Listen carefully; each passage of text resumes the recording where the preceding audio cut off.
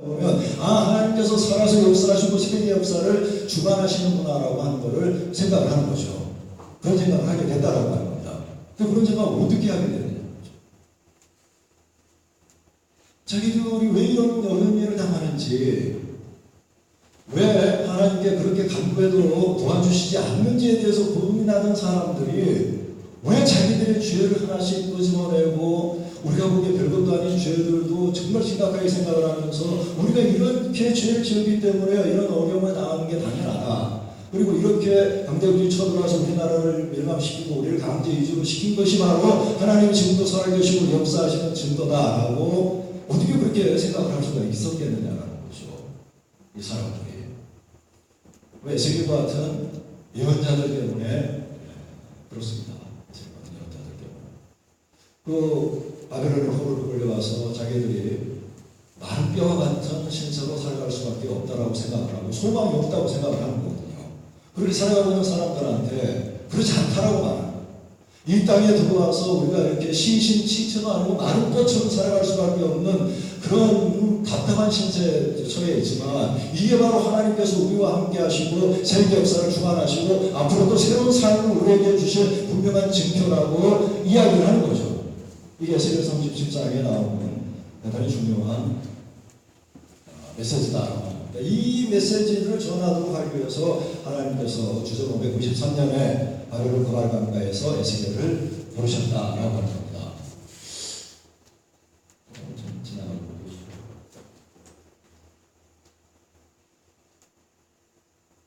에스겔서를 보면 이렇게 구성되어 있습니다. 세 부분으로 구성이 되어 있습니다. 1장 24장 심판년, 25장 32장 이방년, 33, 48장 구원년 이렇게 되어 있는데 여기에 대해서 하나님의 모습을 이렇게 보여줘요. 역사를 주관하시는 하나님, 세계를 다스리시는 하나님, 그리고 새로운 이스라엘의 하나님. 이 구성이 다른 예언서보다 굉장히 깔끔하게 정리되어 있어요. 보시는 대로 심판을 중심으로 이야기했고, 그 다음에 이방에 대한 이야기하고 마지막으로 구원에 대한 이야기를 하고 있는데요.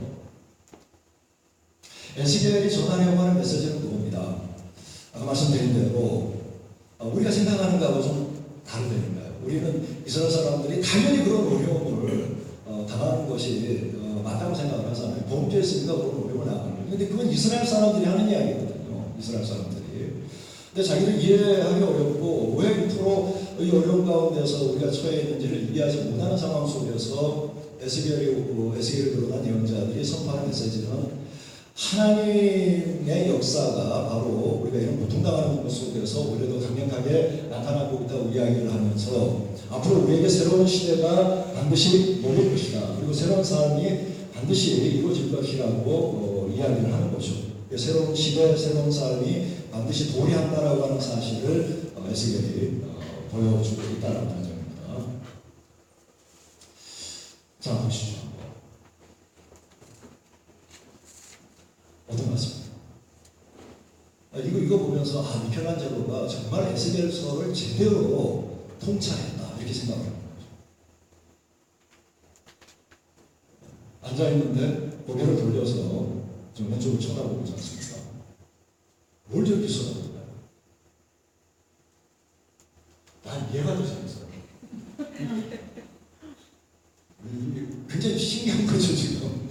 뭘 저렇게 쳐다보고 이스라엘 사람들이 못 보고 있는 새로운 삶, 새로운 미래를 이렇게 쳐다보고 있다고 생각합니다.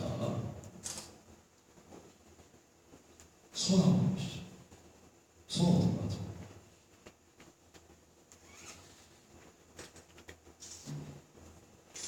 좀 한번 지워보세요. 저 손으로 한번 지워보십시오. 뭔가 막 긴장되어 있는 것 같지 않아요? 좀 부들부들 떨리는 것 같지 않습니까? 느낌이. 발을 어떠볼까요? 그냥 편안하게 딛고 있는 것 같지 않죠? 그렇죠? 발도 힘을 딱 주고 있는 거죠.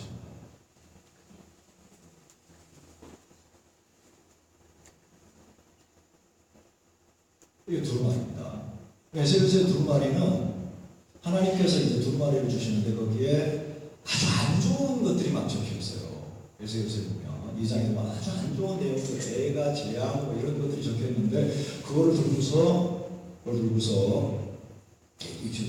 좀 가리고 있는 듯한 느낌이잖아요. 그런 애가 이스라엘에 내렸던 그 안 좋은 일들에 대한 부분들을 이쪽으로 두고서 눈은 이스라엘의 새로운 미래를 향해서 바라보고 손과 발에 그 미래를 향한 어떤 긴장감, 기대 이런 것들이 가득 담겨 있는. 그래서 이만큼 에스겔에서 48장을 보면서 에스겔이 이만큼 잘 표현하기가 참 쉽지 않다 그런 생각을 했습니다.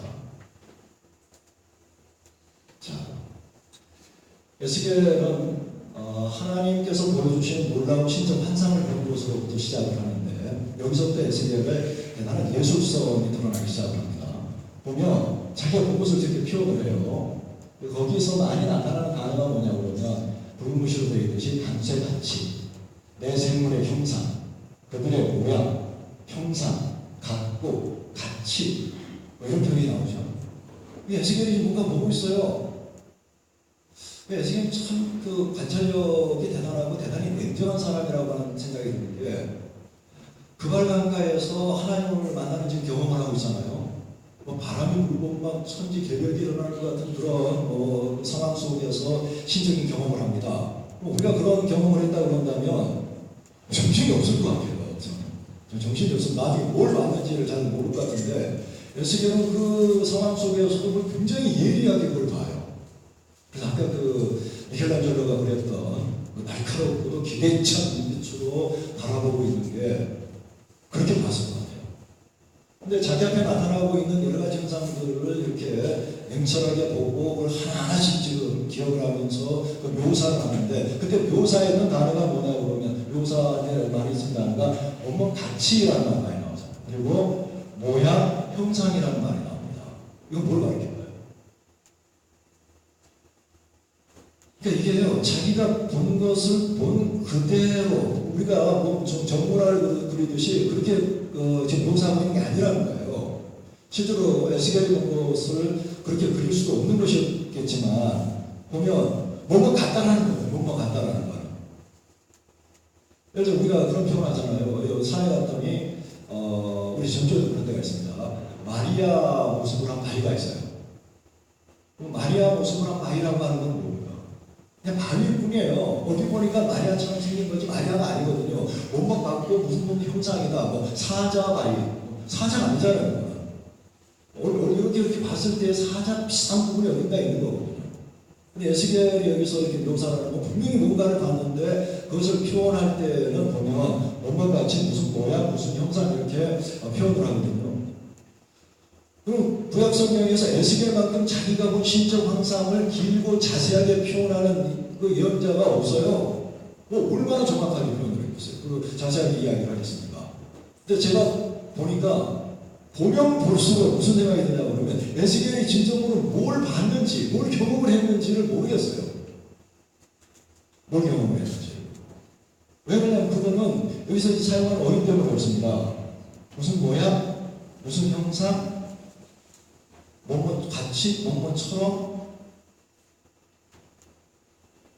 그러니까 에스겔은 지금 자기가 경험하고 있는 거를 자신의 언어로서 표현을 하는 거죠. 그 자신의 언어로서. 그리고 이스라엘 사람들이 들었을 때에 이해할 수 있도록 바꿔가지고 변형시켜서 지금 표현하고 있다. 이렇게 볼 수 있을 것 같습니다. 일단은 이런 장면을 봤다라고 하는 것 자체가 영적 상상력이 대단하다는 거죠.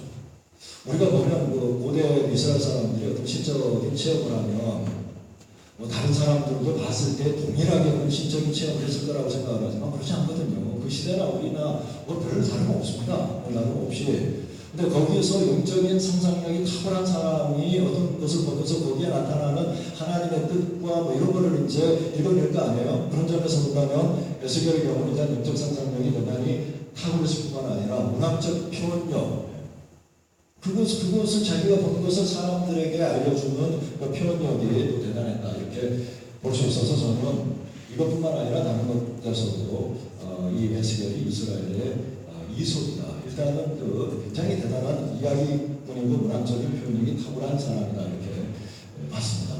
조금 이해를 돕기 위해서 이 말씀 좀 드리고 하려고 하는데요.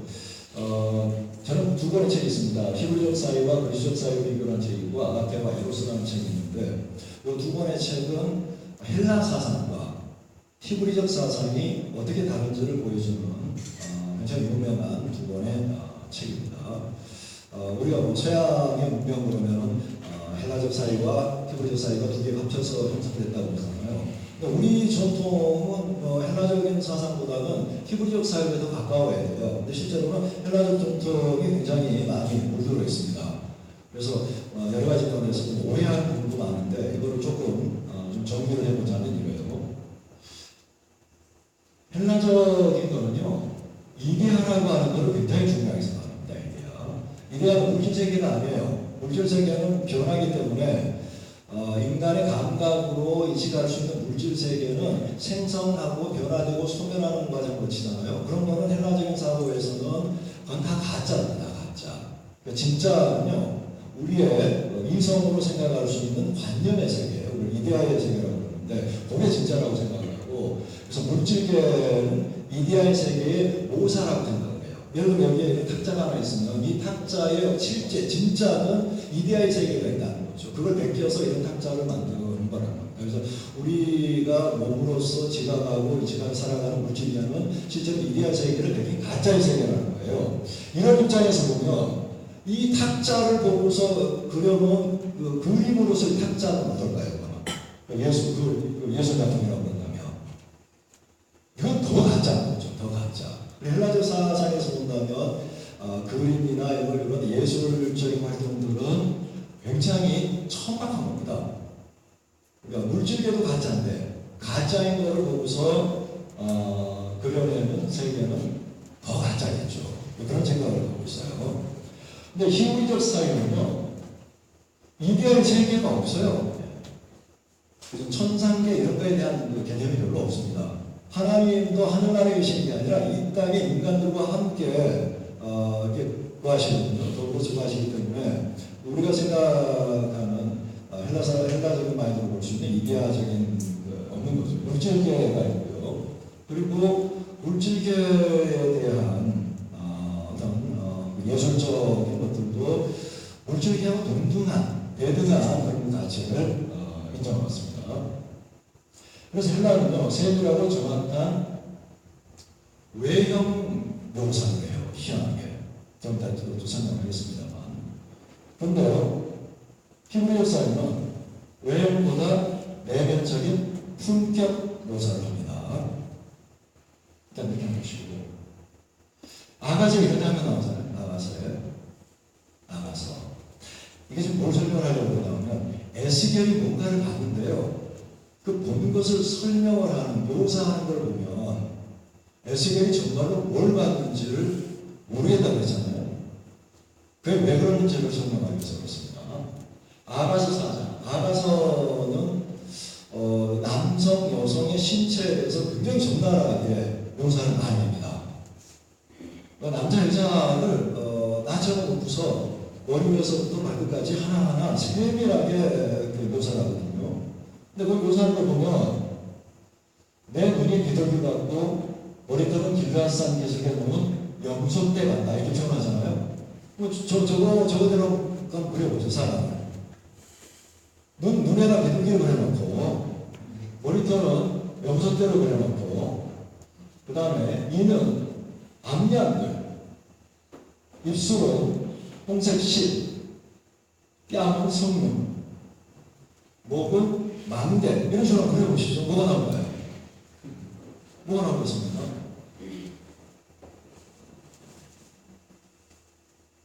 그 다음에 두 요강은 백화가 가운데서 뿔을 뽑는 쌍패 어린 사슴. 이렇게 묘사를 하면 이거는 지금 앞에 있는 그 지금 실제 사람의 여인을 벌거벗은 나신의 여인을 보고서 하나하나 지금 세밀하게 관찰하면서 지금 묘사하는 거잖아요. 지금 묘사하는데 이런 모습이 나올 수가 없어요. 그렇죠? 저기 나올 수가 없어요. 또 저런 조각상은요, 실제로 존재하는 사람은 아닙니다. 저런 사람은 없어요. 저런 조각상은 인간을 조각을 해놓은 것 같지만 실제로는 없는 이데아의 세계를 그려놓은 거거든요. 그러니까 잘 보세요. 헬라 사람들은 사람을 보면서 그 사람의 완벽한 모습, 그 이데아를 찾아내려고 애를 써요. 저런 게 나옵니다. 그래서 히브리적으로 인물 묘사는요, 저렇게 안 나옵니다. 그래서 제일 가까운 거가 뭘까라고 생각하다가 제가 찾아봤더니 이렇게 나오더라고요. 이런 보셨어요? 전 솔직히 보니까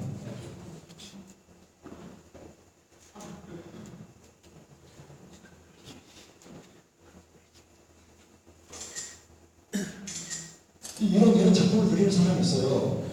조세페 아치폴도라고 하는 사람인데요.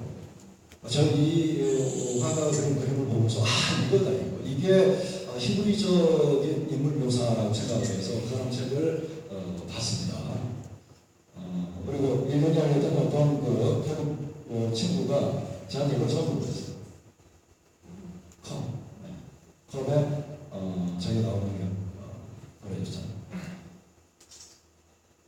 그러니까 이스라엘 사람들이 뭔가를 보고 묘사하는 거는 저렇게 굉장히 다르다는 거죠. 아가씨를 묘사하는 건 저거보다 더 달라요. 그러니까 저게 뭐 사람의 형태로 됐잖아요. 눈도 있고 뭐가 있잖아요. 근데 눈에 비둘기가 들어가고 그렇게 안 생각하는 거예요. 뭘까요? 사람을 보고서 그려놨는데 사람이 아닌 거죠. 그렇죠? 무슨 동물원도 아니고.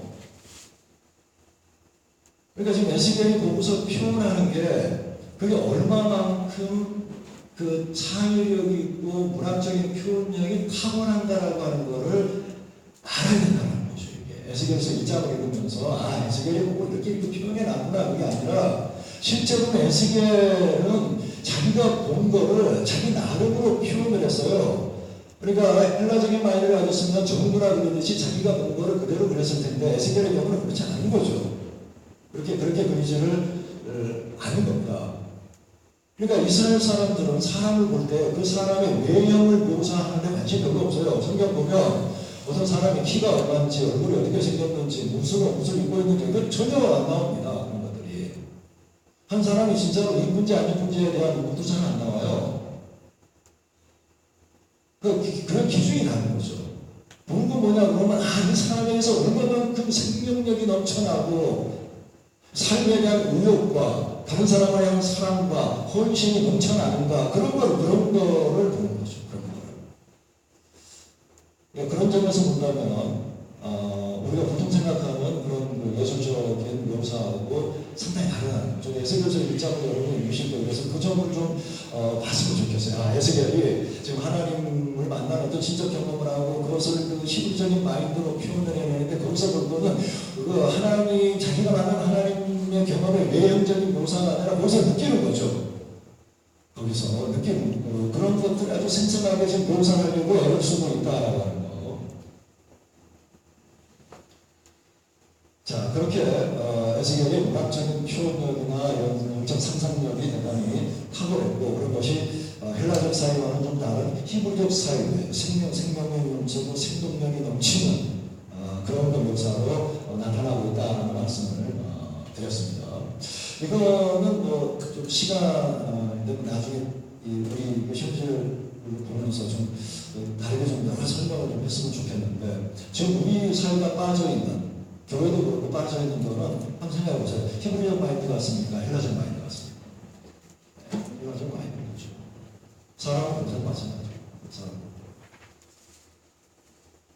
제가 아쉬워서 다시 말씀드리는데 구약성경, 신약성경에는 사람의 외형에 대한 묘사가 없다니까요. 예수님이 키가 얼마인지 아세요? 예수님 몸무게가 얼마인지 아십니까? 어떻게 생겼는지 아세요? 머리숱이 얼마나 되는지 압니까? 요즘에 우리가 보는 그 그림들은 진짜 예수님이 이렇게 했습니까? 그러지 않거든요. 아무 묘사가 없어요. 그리고 사람들이 어디를 가는데 그들이 있는 주변에 무슨 물건이 있는지 없는지 그런 묘사가 전혀 없습니다. 그렇잖아요. 성경을 다시 한번 읽으시면서 성경이 얼마나 차이가 나는지 굉장히 다른 점이거든요. 어떤 유명한 문학평론가가 그 점을 지적을 하면서 이야기를 합니다. 아브라함이 이삭과 제사장이 창세기 20장에 그 장면하고 율리시스 아시죠? 율리시스라고 오디세이 나오는 호모가 썼다라고 하는 서사죠. 거기에 율리시스가 오랜 전쟁에 나갔다가 이제 고국으로 돌아오는데 그 과정이 굉장히 험난해요. 나중에 돌아옵니다. 집으로 돌아오는데 아무도 몰라봐요. 너무 모습도 많이 변했고 거의 거지고로 나타나서 유모가 그걸 알아봅니다. 유모가 이제 이게 주인공이라고 알아보는데 알아보는 것에서부터 이 묘사가 굉장히 성취하게 나와요. 근데 여러분 창세기 22장에 보면 하나님께서 아브라함을 이삭을 바치라고 그러고 아브라함이 이삭을 내려서 모리아산 가서 죽이려고 그런 과정에서 하나님이 아브라함에게 이삭을 바치라고 그랬을 때 아브라함이 마음속으로 고민했다든지 나중에 가서 하루 저녁 죽이려고 했을 때에 아브라함이 마음속으로 주저했다든지 아니 나중에 살아서 내려오면서 우리가 살았구나 하고 뛰어안고 그런 장면 나옵니까? 전혀 안 나와요. 전혀 나오지 않습니다. 외형적인 묘사도 그런 묘사가 없어요. 그럼에도 불구하고 그 본문을 읽으면서 많은 사람들이 거기서 인간사를 살아남서를 겪는 여러 가지 것들 그런 것들을 이제 충분히 대입하면서 아브라함의 마음과 이삭의 마음과 그걸 또 따라가지 못하고 지켜봤던 그 어머니의 마음이랄지 여러 가지 우리가 생각을 해볼 수 있는데 성경에는 그런 묘사를 전혀 하지 않고 있다라고 하는 거죠. 그래서 우리 구약과 신약의 묘사가 독특하다는 겁니다. 그래서 이 에스겔을 비롯해서 이 구약에 나타나는 예언자들이 어떤 신적인 경험을 하고 묘사하고 전달하려고 하는 것은 우리가 생각하는 것하고 다르다는 거예요. 그래서 많은 사람들이 성경을 읽으면서 거기에 표현된 대로 하나님이 그렇게 생겼을 거라고 생각하는데 전혀 그렇지 않아요. 전혀 그렇지 않고 그 에스겔이 느꼈던 하나님의 경험을 느꼈던 그 본질적인 어떤 것들 이런 것들을 아주 창의적으로 표현하고 있는 거다라고. 자, 여기 보면 수수께끼와 비유를 말하라고 합니다. 하나님께서 아예 에스겔한테 예언 선포하는 방법을 알려주셔요. 수수께끼와 비유, 수수께끼와 비유. 수수께끼 삼손 이야기대로 나오고 부합설계 부분에 나오는데 그런 것들을 통해서 이야기를 하는데 비유적 표현 많이 하죠. 그러니까 이제 그림 언어라고 해서 직접적으로 이야기하고 여러 가지 것들을 통해서 이야기를 많이 합니다. 그렇게 아예 하나님께서 에스겔에게 그런 방식으로 예언을 하도록 이야기를 합니다. 나중에 여기 이야기해요. 에스겔이 그렇게 하나님께 하소연을 합니다. 내가 이렇게 주여와 그들이 나를 그렇게 말하기를 그런 비유로 말하는 자가 아니냐 하나이다 하니라. 너무 비유로 말을 해가지고 사람들이 다 몇 명 붙여주기를 비유로 말하는 자라고 하는 별명을 붙여준 거죠. 이거는 이제 실제로는 다른 사람들이 쉽게 알아듣도록 하기 위해서 비유를 말을 했을 거예요. 비유를 말을 하는데, 요즘에 느끼는 게 그런 건데요. 비유로 말한다고 해서 사람들이 듣고서 깨달아 알고 변화되는 건 꼭 아니더라고요. 알아듣긴 합니다. 알아듣긴 하는데, 알아들으면 뭐 달라져야 되잖아요. 근데 달라지진 않고, 우리 외적 표현이 나타나는 경우가 많아요. 근데 어쨌든 이런 모습은 에스겔의 이런 모습은요, 예수님에 대해서 아직도 전형적으로 나타나요. 예수님 하시는 그 방식도 사람들을 모아놓고서 말씀 전하는 방식도 비유로 말씀을 하시잖아요. 비유로 말씀을 하시는데 사람들이 알아들어요. 알아듣습니다. 알아듣기는 알아듣는데 거꾸로 알아듣는 거죠. 예수님 하시는 말씀을 알아들어요. 자기들 보고 하는 이야기구나 하는 사실도 알아듣습니다. 변해야 되는데 오히려 그걸 통해서 예수님은 이제 어떻게든 해치려고 하는 그런 음모를 꾸미잖아요. 하여튼 예수님도 비유로 말씀을 하시고 다음에 거기 듣는 사람들이 다 듣고 이제 돌아온 다음에 제자들이 찾아와요. 제자들이 찾아와서 예수님께 그 비유가 무슨 뜻인지 물어보면 그걸 설명을 해주셔요. 이런 패턴은 에스겔에 나타납니다. 에스겔이 환상을 보고 그 다음에 하나님께서 설명을 해주시고 하는 그런 그 형태로 나타나는 게 보이거든요. 그래서 비유로 말을 했다라고. 그 다음에 이제 굉장히 독특한 건 이겁니다. 에스겔 4장입니다. 1장 3장까지가 에스겔이 환상 체험했던 내용들이거든요. 4장에 들어가면서 본격적으로 에스겔이 예언을 하기 시작이 돼요. 예언이 시작이 되는데 다른 예언자들에게도 이런 모습을 보입니다만 에스겔에 들어가면 아주 전면적으로 이런 형태가 나타납니다. 이게 첫 번째 이제 예언을 시작하는 거예요. 거기 보면 하나님이 에스겔에게 토판을 가져다가, 토판이라고 하는 것은 그 지역이 지역이 많아서요, 커다란 그 마른 벽돌이 있습니다. 마른 벽돌, 흙으로 만든 햇빛에다 말린 그 벽돌이 있는데, 그걸로 집도 짓고 뭐 피라미드도 만들고 그렇게 했습니다. 그것을 놓고 거기다가 예루살렘을 그리고 성읍을 에워싸고 그 사다리를 세우고 언덕을 쌓고, 언덕을 쌓는다고 하는 건 성을 공격하기 위해서 높은 걸 만들었기 때문에 그렇죠. 그 다음에 그걸 다 둘러치고 공성태라고 하는 거 이제 수도같이 생긴 데다가 돌을 얹어가지고 날려서 성경 무너뜨리는 거잖아요, 옛날에. 그런 거 만들고 철판을 가져다가 성읍사로 철벽을 삼고 성을 포위하는 것처럼 에워싸요. 이게 뭘까요, 이게? 뭐 하는 것입니까?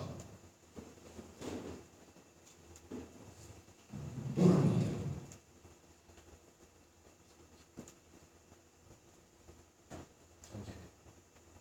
전쟁하는 모습을 보여주는 거죠. 에스겔이 하는 행위예요. 에스겔이 하는 행위, 전쟁을, 모의 전쟁을 하는 좀, 실제 전쟁하는 장면이 이제 우리를 보여주는 거잖아요. 이런 걸 우리가 뭐라고 그러는 거예요? 대답 안 하실 것 같아서. 퍼포먼스라고 그러잖아요. 퍼포먼스. 예언할 때 이렇게 하는 거죠. 말씀으로 선포하는 게 아니라 보여줘요.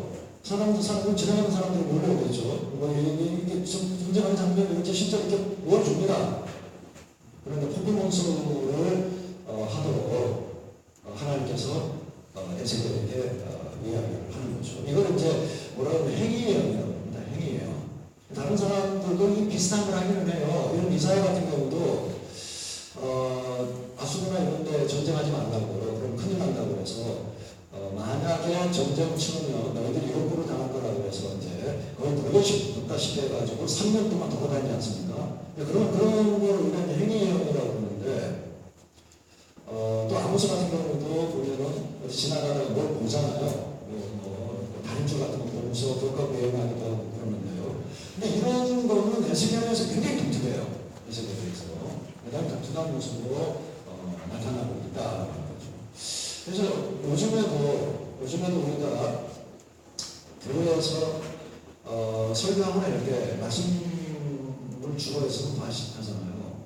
근데 이런 설교들을 해봤습니다. 예를 들면 뭐 세월호 같은 사태가 났다.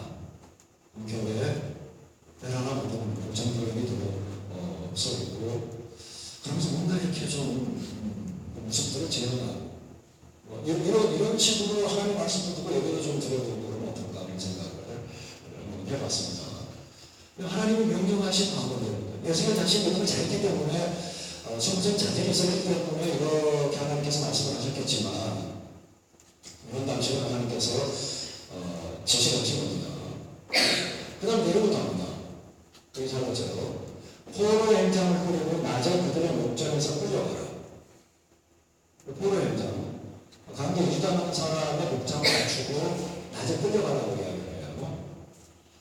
그 다음에 내 초소를 가는 곳을 옮기는 것을 그들이 보면 비록 바리간 족속이라도 꼭 생각이 있을 것이다. 포로로 끌려가는 사람의 모습을 하고 끌려가는 것을 연출을 하는 거죠. 퍼포먼스를 하는 겁니다. 그 다음에 4절에 너는 낮에 그들의 목전에서 포로 행장을 밖에 내놓기를 끌려가는 포로 행장 같이 하고 저물 때에 너는 그들의 목전에서 밖으로 나가기를 끌어내려 가는 자 같이 하라. 이거 보시면서 무슨 생각이 듭니까? 이거 보면요, 우리 하나님이 대본을 쓰셔요. 연출도 하십니다. 근데 대본을 썼는데 못마땅하면 못해요. 뭐가 좀 잘 안 되면 수정하잖아요.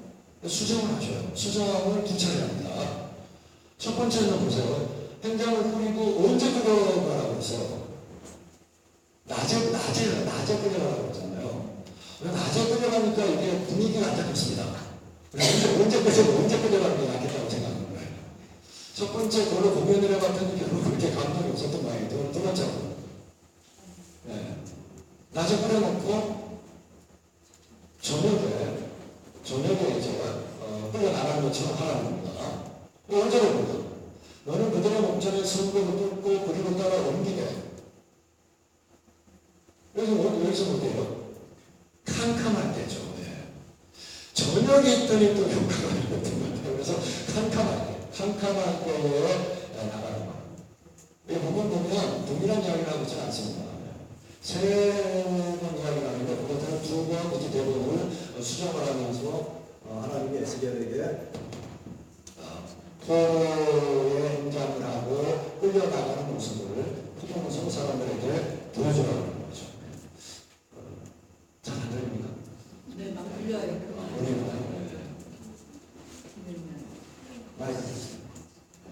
물한 잔 주실까요, 교수님? 네? 목소리를 조금 이렇게 빼놓고. 네. 좀 떨려요.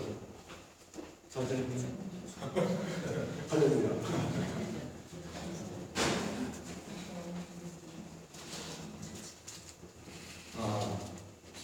여러분, 사랑합니다. 여러분, 어때요? 괜찮아요?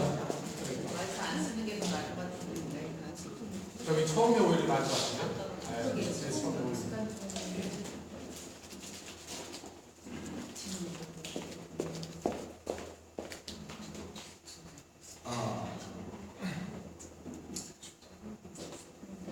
하나, 둘, 괜찮습니까? 나아졌나요?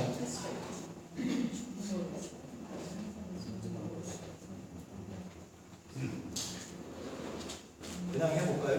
마이크 없이? 네, 괜찮아요.